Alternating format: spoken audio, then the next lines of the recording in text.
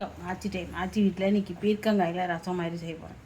பீர்க்கங்காய் ரசம் தான். அந்த 2 பீர்க்கங்காய் கொஞ்சம் பெரிய சைஸ் அளவு வேக வச்சுட்டு கொஞ்சம் ஒரு வேக்காடு ரொம்ப குறைய வேக வச்சுட்டு இது மாதிரி மிக்சியில் அடித்து வச்சுருக்கேன்.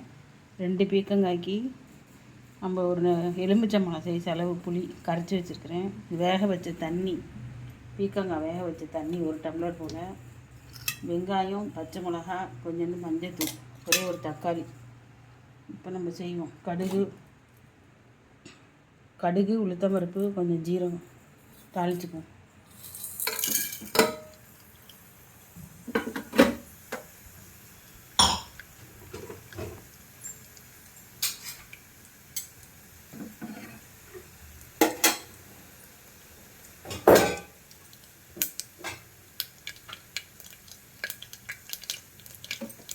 கருவேப்பிலையை நான் பொடி பண்ணி வச்சுருக்கேன்.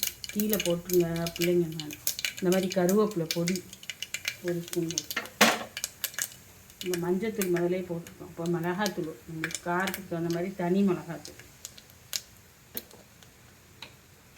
எல்லாத்தையும் போட்டு வதக்கிடுவோம். தக்காளி வெங்காயம்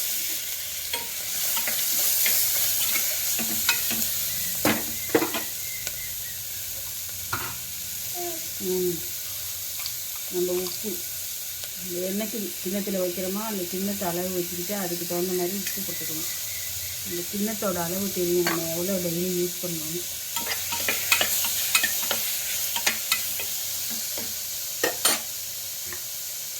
அந்த புளி தண்ணி ஊற்றிடும்.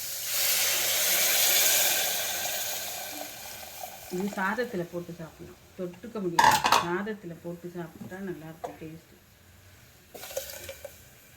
அந்த காலத்தில் எங்கள் மாமியார் செய்வாங்க, நம்ம இப்போ நான் செய்வேன்.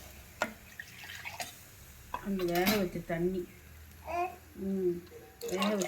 அதையும் ஊற்றிக்கணும்.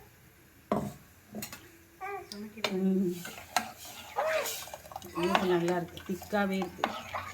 இந்த பீர்க்கங்காய் கொலகொலப்பு இருக்கிறாச்சு திக்காகவே இருக்குது. இன்னும் கொஞ்சம் கூட இந்த வேக வச்ச தண்ணி ஊற்றி சாதத்தில் போட்டு சாப்பிடாத நல்லாயிருக்கும், டேஸ்ட்டு நல்லாயிருக்கும். இன்னும் கொஞ்சம் தண்ணி